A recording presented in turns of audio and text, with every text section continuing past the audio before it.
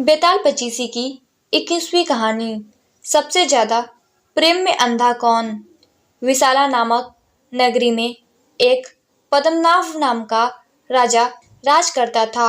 उसी नगर में एक अर्थदत्त नाम का साहूकार रहता था। अर्थदत्त की एक अनंगमंजरी नाम की सुंदर कन्या थी। उसका विवाह साहूकार ने एक धनी साहूकार के बेटे, जिसका नाम मणिवर्मा था, उसके साथ कर दिया। मणिवर्मा अपनी पत्नी को बहुत चाहता था, परंतु कभी प्यार नहीं करता था।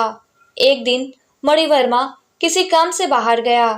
पीछे अनंगमंजरी की नजर राजपुरोहित के लड़के कमलाकर पर पड़ी तो वह उससे मोहित हो गई।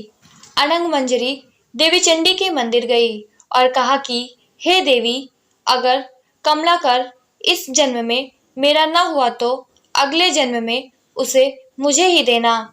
इतना कहकर वह रस्सी लाई और मरने को तैयार हुई। तभी उसकी दासी वहां आई और उसे रोक लिया। दासी ने उसे बहला फुसलाकर राजी किया और कहा कि मैं तुम्हें कमलाकर से मिलवाऊंगी।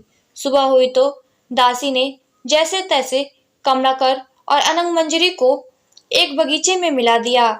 कमलाकर अनंगमंजरी को अचानक देखकर चकित हुआ और उसकी हृदय गति रुक गई। कमलाकर वहीं मर गया।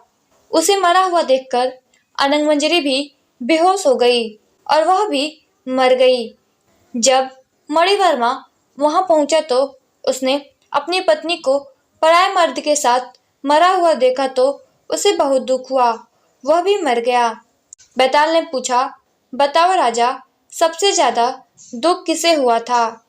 राजा ने कहा, मणिवर्मा को हुआ, क्योंकि मणिवर्मा अपनी पत्नी को प्रेम नहीं करता था, तो भी अपनी पत्नी को किसी और के साथ देखकर उसे दुख हुआ। जबकि कमलाकर और अनंगमंजरी तो एक दूसरे को देखकर चकित हुए और फिर मरे। इतना सुनकर बेताल पेड़ पर चला गया और राजा उसे पकड़कर वापस लाया और अगली कहानी सुनाने को कहा। दोस्तों, अगर आप लोगों को यह कहानी अच्छी लगी तो इस वीडियो को लाइक कीजिएगा और बेताल पचीसी की अगली कहानी सुनने के लिए इस चैनल को सब्सक्राइब कीजिएगा। धन्यवाद।